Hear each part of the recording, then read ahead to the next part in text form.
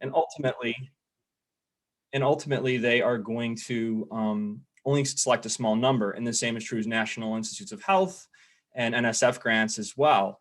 So your chances are quite long. And so what that means to me as it relates to grant writing is that you need to think about how can you possibly improve your odds? And so one way to improve your odds is thinking about the novelty of your contribution, thinking through how you would put together just a better idea. Since I'm focusing on writing, I'm going to kind of leave that out, and I'm going to focus on the actual communication part. And my argument today is that if you really want to improve your odds, you have to make your proposal easier and faster to read. Because if we think about that previous slide and how many proposals any given funder has to go through, it's basically an information problem. It's the same one we face when we're on the job market. How do you make yourself stand out? And I think that the best way to do this, stepping beyond the contribution itself of the content of what you're doing, is to try to make your writing as efficient, as easy to understand, so that the funders can get through it as quickly as possible and understand exactly what you're saying. And again, like I said, a lot of this applies to general analytical communication, but we've all written grants ourselves and done a better or weaker job trying to convey this information of our grant proposal. So I'm going to focus now on some of the things that can make your grant proposal easier to understand. And then in a little bit, I'm going to get to the faster to understand. So kind of like this simple starting point here is to think about when it comes to writing so that it can be easily understood, is to think about using active voice sentences. This means putting the making the subject-verb relationship more straightforward in a sentence. And this, again, may sound elementary, but I mean, we've all kind of like read journal articles where this is not the case. People have gone through peer review and really haven't gone through the difficulty of making the writing more punchy. So if we could look at an example here, this is something that I pulled from a proposal that I wrote a couple years ago. We have a sentence here: before moving to an examination of key areas of research, a survey of organizational focused research is offered. I mean, this is a terrible sentence. Think about cognitively how difficult it is to kind of work your way through that sentence. If we take the sentence and we put the object up front and we clarify the verb subject relationship, then it gets a lot quicker for me to read aloud to you right now.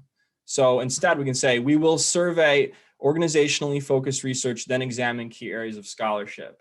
And that's a lot easier to read, and it's faster too. It cuts unnecessary words that you don't need to have. So if you read through your proposal, you probably can find instances where it's not clear what the doer in the sentence is. That might mean that you're using a passive sentence versus an active sentence. Second thing, think in terms of list structures. So we've all kind of like read something that can be fairly complicated. One way that you can address this complexity is to tell your reader, first, I'm going to do this. Second, I'm going to do this. Third, I'm going to do this. And you can apply this list structure throughout your proposal writing to make it faster for the funder to understand what it is that you're talking about. Second thing, third thing in regards to easier to understand is to read aloud your work. This is something that oftentimes when you catch errors when you read things out loud. I know I certainly do. And I recommend doing this many, many times to make sure that your ideas flow, that they're clear to understand. And I would say also read your work backwards as well. And what I mean by that is work from the last paragraph all the way up to the first paragraph. And I'm not sure exactly what the psychological principle behind this is, but it's if you read backwards to the top, you typically will find more mistakes for some reason. That's another way to try to make the work just a little clearer. Another is to have a non-specialist read your proposal. So a lot of you are in interdisciplinary and multidisciplinary programs. This is real goldmine for you to reach out to non-specialists and identify folks who can help you find the gaps in your logic, things that you aren't explaining clearly. So this is another way to kind of think about how do you make your make your presentation of your ideas clearer. Now moving to faster to read, one thing you want to do is cut out unnecessary words. You're not going to be able to do this on the first draft. It's often when you go back through and you read aloud, you figure out what words you don't need. Always ask yourself, do I need this word? Do I need this sentence? Is it absolutely necessary? And oftentimes what I find is if I revisit a proposal, I can probably cut out about a quarter of the words that I really didn't need, but I needed them at the time because I was just drafting through my ideas. Have a sentence here, it's hideously long. Basically, this is a multi-clause sentence. It's actually more than one sentence. We can take the sentence, it reads, locating indicators which pointed to the Tet Offensive was not difficult. There were general indicators available at the time, such as political resolutions and writings, which foresaw or recognized the possibility of a Tet-like offensive. That is an insanely long and difficult to read sentence. If a funder is coming across those type of sentence structures, you're going to, I imagine their eyes will glaze over. A sentence like this, after some revisiting, can just be simplified down to one sentence. Political indicators, and then we have the clause in the middle, such as political resolutions and writings, pointing to a Tet-like offensive. And this is conveying pretty much the same exact thing, but in less than 50% of the amount of words. Kind of a common, but I think not always followed rule about clear writing and writing for improved speed and accuracy of the reader is to avoid what are known as 10-cent words. 10-cent words are words that are unnecessary in a jargony sense. So I was looking back through some of my previous proposals, and one of the words I saw myself using quite a few times was amalgamate. And it's like, well, you don't need to say amalgamate, you can just say combine. And the reason for that, again, is to try to make the work as simple and as quick to read as possible. As needed, you want to use headings and boldings to your advantage. You have to follow the formatting of whatever the funder is asking for. But generally speaking, I find that these are missed opportunities for grant writers. You can, if you have some freedom in how you put together the headings and subheadings, you can make the content flow a little bit better. And kind of speaking to that point, I'm just going to scroll to a second point here. You want to use, in addition to the headings, you also want to use your topic sentences as your friends. A topic sentence is the first sentence of your paragraph. So in every paragraph, you should have a topic sentence that basically summarizes what that paragraph is about. Again, this is kind of good general guidance on writing, but if you're putting together a proposal, say like for the Horowitz Foundation, and they have hundreds of proposals to read through, you want yours to be the easiest to understand so that they can hear your great ideas. The way that you kind of check this is when you're getting to your final drafts, what you should be able to do is you should be able to pull out the topic sentences from each paragraph. And that should almost be like the abstract of your grant proposal. That should almost be the summary. It'll be a little stilted, but basically, if you pull out that first sentence, it should basically give the reader the essence of what it is that you're talking about. So this is an example from an NSF grant that I wrote last year. And I just went through the first page and just pulled the first three sentences from the first three paragraphs. And, I have basically what my project is about, which is it's about training data science savvy workers who don't have programming expertise. Then the second sentence and the second paragraph, second topic sentence is basically describing what the problem is that we're trying to address in the workforce. And then the third sentence is saying, the third topic sentence is saying, this is what the proposal is going to actually do. And it should be extremely clear, like I said, so that you can get through that speed, through that process fast for the reader. You want to prevent them from quitting. You want to keep their attention as long as you possibly can. And with that in mind, I want to go back to my original point, which is to improve ultimately your chances, your long odds at getting funded, you really want to think about the craft of your research. Your ideas are very important, but ultimately one of the key things you can do in terms of analytical writing is to make your proposal easier to understand and faster to understand. So I'm going to leave it there. And I also, share my slide deck. I got 3 books here that were really helpful to me during my PhD prep that I found really helpful in thinking about and distilling some of the rules and procedures and rules of thumb that I've described today. Thank you. This is very helpful, Dr. Colhart. Thank you so much. And without more preamble, I would like invite Dr. Kubil to share with us, please. Thank you. Thanks so much, Carlos, and thanks to everyone who is here today. My name is Dr. Elizabeth Cobley. I'm an assistant professor of political science at the University of Nevada, Reno. And just to give you a little bit of information on kind of where my tips and tricks are coming from, I did an interdisciplinary PhD in environmental studies. I work on environmental and hazards and disaster policy, so kind of coming from that interdisciplinary space. And also a little bit about my experience with this. In grad school, I was fortunate to receive some internal grants from my college, University of Colorado. I had a grant from a local watershed council. I received a graduate student pursuit grant from SSYNC, the Socio-Environmental Synthesis Center. And I had a Horowitz Foundation for Social Policy grant. And I want to talk a little bit about how I use these to kind of set up my current research agenda and sort of grant writing process. And now I am co-PI on $7.5 million of federal grants. And so I'm coming at it from looking at big grant writing processes. I don't have slides, I just have a couple points, but just want to start by quickly echoing Dr. Colhart's argument. Definitely as a frequent grant reviewer, ease of reading is critical. And the one tip I would add on that is to use figures where possible. This is something I encourage my graduate students to do in my policy theory seminar. If their final project is writing a grant proposal, and if they are applying a theory to a specific problem, can they illustrate that theory in a figure and then go ahead and actually plug in what their variables are, what their concepts are right into that kind of figure.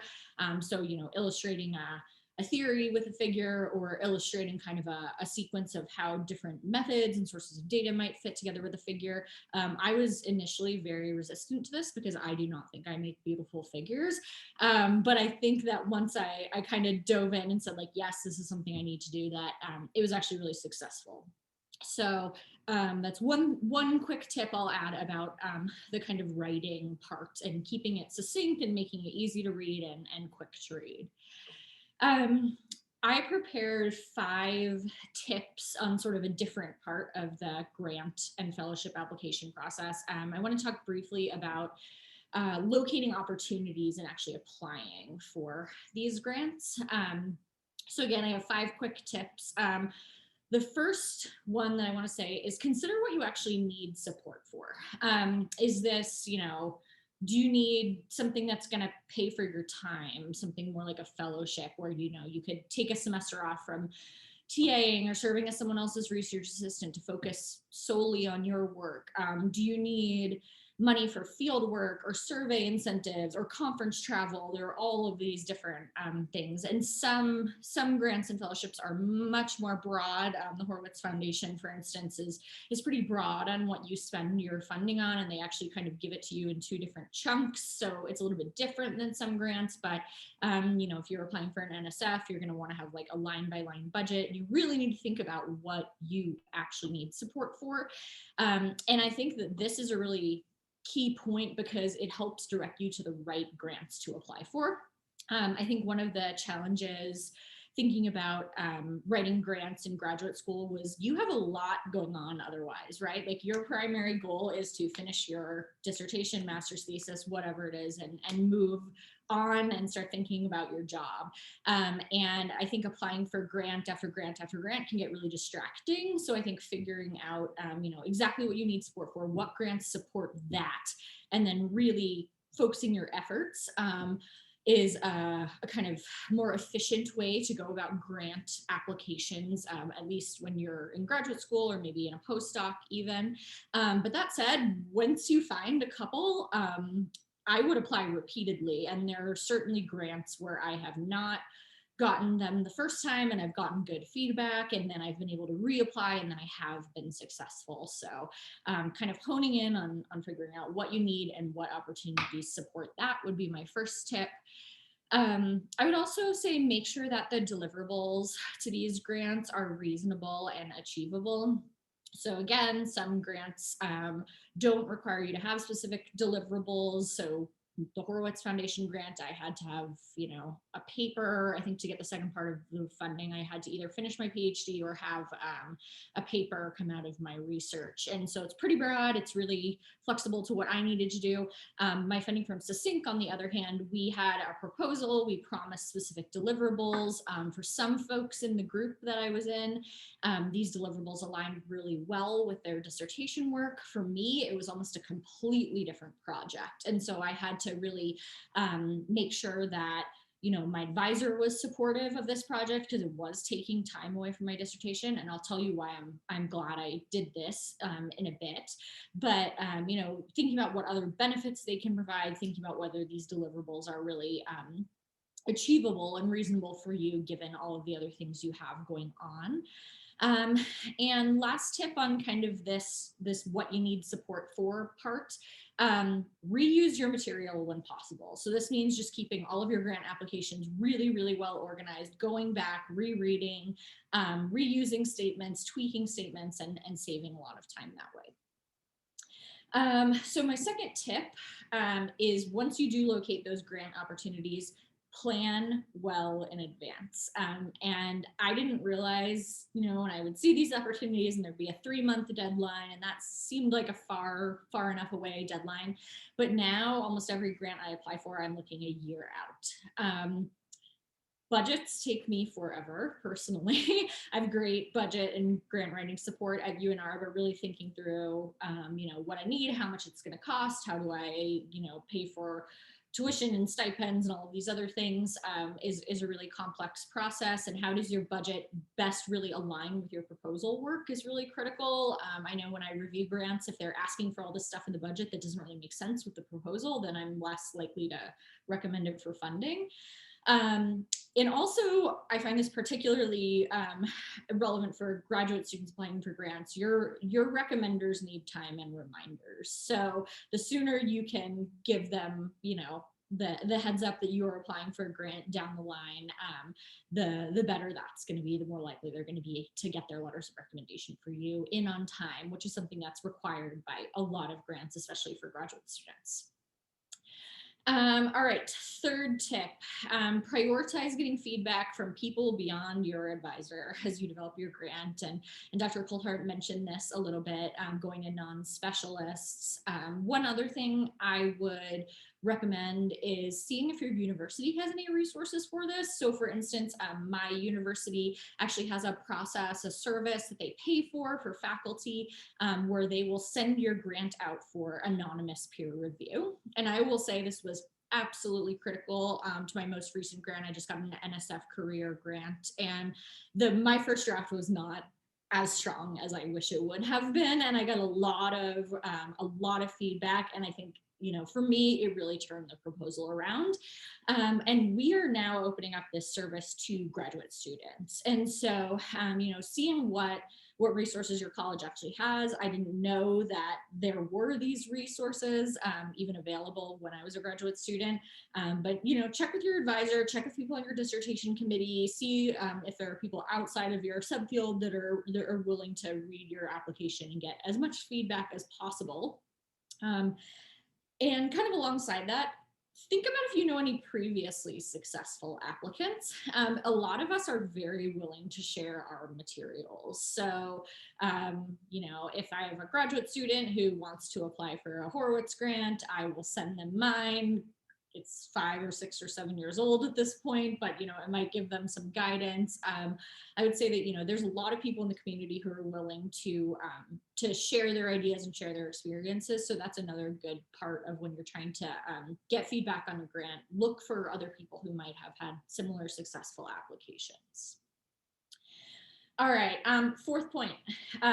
If you think you're going to go into a career where you are going to continue to write grants, I found it incredibly useful to apply for small grants in my graduate student career that served as sort of pilot projects for later grants. So one of the other grants I hold right now is an NSF, it was called CNH2 when we got it. I think it's called DICES now. It's a coupled human natural systems grant on urban water management. And there's actually a professor of public administration alongside myself on public policy on this grant. And we've been working together since we were graduate students. He was on my SYSTINC grant. We did this little tiny $40,000 pilot project when we were graduate students. And then we were able to publish a couple papers, show that our method was successful, show that kind of our theory was developing, and use that as a jumping off point for $1.5 million to expand our study basically fourfold, which has been really cool so far. So if you think you're gonna go on to a place where you are gonna write grants, think about if you can kind of strategically leverage any smaller grants to serve as those pilot projects, thinking long term. All right, last tip. And this is coming from me as an interdisciplinarian. I would say apply as part of an interdisciplinary team if it suits your work. So I found this really helpful because it allows me to apply for grants that are broader in scope, that are larger, that are outside of kind of the specific public policy focused grants that I might apply for if I was applying on my own. And I've actually found the work to be really, really rewarding too. So I'll talk one more time about that NSF grant.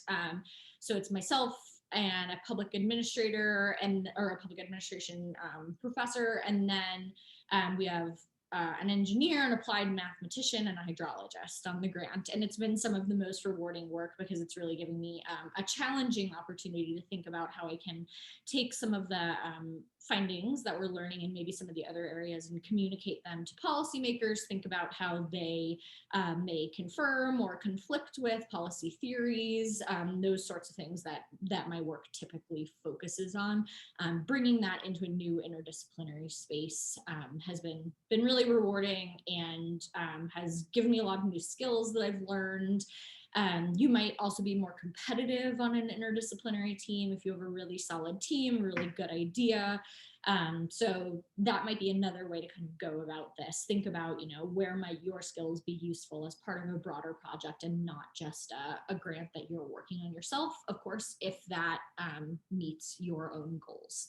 So with that, those are my 5 tips. I'm looking forward to answering any specific questions in our breakout rooms or Q&A. And please don't hesitate to shoot me an email if you have any questions. Thank you, Dr. Kubil. I think that this is very, very helpful. And I want to now turn the floor to Dr. Miller from NORC. And I think, Dr. Miller, you have access to share your screen with us with your slides. It looks like I do. Let's do this. And we can see them now. okay. Thank Great. you. Well, hi, I'm Shazia Miller. I am the Senior Vice President of Education and Child Development at NORC, which is an affiliate of the University of Chicago. And NORC, like many other organizations like it, really lives by grants and contracts that we submit proposals to. So I've done a lot of this. You all got really, really great advice from the 2 previous presenters. I'm going to take a step back and sort of talk about how you find things and how to think about them. And hopefully our package as a whole with the 3 of us will be really useful. So finding and winning grants. So you have a great idea. You know what you want to study. You've got a plan for going forward. The only problem is getting it paid for. And sorry, I'm going to focus on grants because I really don't know that much about fellowships. So I'm going to stick to what I know. All right, so where can you find a research grant? This may seem obvious, but maybe not. Most of the federal agencies have grant programs, and many of them also have early career programs, and some of them have graduate student programs. So it's worth taking a look at whatever agency sort of applies, agency or agencies applies to the work that you would like to do, and see if they have that kind of a program, and take a look at that and see if it might fit your needs. Here is the, I think, more common one in graduate school is a foundation. So here are some of the big ones. I just, grabbed some logos. But there are so many foundations out there that this is both wonderful and a bit of a challenge, right? How do you find the one that actually applies to the work that you want to do? Well, so you can, Google is your friend. It's always your friend to get you started on what you're doing. But to really help you target the foundations that might be useful, I would also take a look at who is the funder for the articles that you're reading. So if you are looking in a journal and it says this was supported by the Kellogg Foundation, and you think, well, great, this is right along the lines of the work I'm studying, or I was planning to cite this. Those are good resources. So I would take a look at that. And then of course, the usual networking question, ask your advisor, ask other professors, ask your grants office if there is one. Ask graduate students who are ahead of you, who just may have had some experience. In some ways that, sorry, in some ways, talking to people that you know well will all do the trick really nicely. All right, so you find one that you think is good. Once you find, a few that you think might fit the bill, read them really, really carefully. And make sure that what you want to do matches, or what they are funding matches what you are proposing. So I work in education. I might very well choose an education foundation and say, great, this should be a perfect match. But most foundations are much more targeted than that. They have sort of specific lines of inquiry. It's right there on their website, what they're looking for. And then their grant instructions themselves will be even more precise about what they're doing. If you read that and the funding opportunity doesn't quite match, you've got two options. The first is to see if you can adjust what you are going to do to make it fit what they're doing, if there's a way to modify the game plan. Elizabeth sort of talked about this, and that she ended up doing extra work so that she could do both what she was planning to do and also meet the requirements of the grant, although that may just have been the reporting requirements. The other option is just to say, what, this is not for me, this one is someone else's, and move along to something more promising, because it's not worth your time if the opportunity is not a good match. The next piece of advice is to read the directions very, very carefully, and read the instructions. And then when you are mostly done, go back and read them again and see what you might have missed. It doesn't matter if you have all the information that they asked for. If it's not arranged in the way they expect to find it, you may not get full credit for it. So make sure that you've answered all their questions in the way that they said you should, and also make sure that it's in the order that they are expecting to find it. I think it's never a bad idea to think about your reviewer as already tired, right? They're already tired. And if you give them something that's, hard to read, or as Stephen said, that is, overly wordy, and they have to kind of translate in their head to make sense of it, they're just not going to think as favorably on what you've produced. So make sure that you're super clear and super concise, which I think leads me to my next point. Yes. Be precise. So this is not the time to, talk in vague words about the theories or what's going on. The place for the theory and the background and the preceding literature is first thing and up front. But after that, your plan for what you're going to add to the conversation needs to be very, very concrete, very specific. So they know, what your research questions are, how you're going to get at them, and how you're going to analyze them, and then what's going to come out of it at the end. If you are too squishy, it's just, it works well in art. Impressionism is lovely. It does not work well in a proposal. And then finally, I would say, don't give up. So turning in or receiving a grant, if you're doing all the other things right, then it becomes a bit of a numbers game, right? It's you all got into graduate schools that are probably very competitive. You knew that you would have to apply to several, and then you got one that was fantastic. So it's sort of like that. You're going to have to submit, a bunch, and something will come through if you're doing it the right way. And if you get that rejection from the foundation, it's worth trying to talk to the people at the program office and see what advice they would have for the next round, or if they have particular things that they thought you could do better next time you go about this. They don't always have the time or are able to spend it, but if they can give you really, really wonderful advice and help you do the next one better. And so with that, I think we move to questions. That's right. And thank you everyone in the panel for these thoughtful ideas and tips. I think that we got a very nice assortment of recommendations to keep in mind, and not only for the graduate student stage, but also afterwards in a career in the academic world or in the non-academic world. Thank you so much to everyone. Now we are gonna proceed to the breakout rooms so that we have a little bit more of intimacy in terms of making questions. And if you could, in the breakout rooms, just introduce yourself, telling your name and what school you are studying at, and of course asking questions, please do so. And we also have the chat feature to submit questions for specific speakers.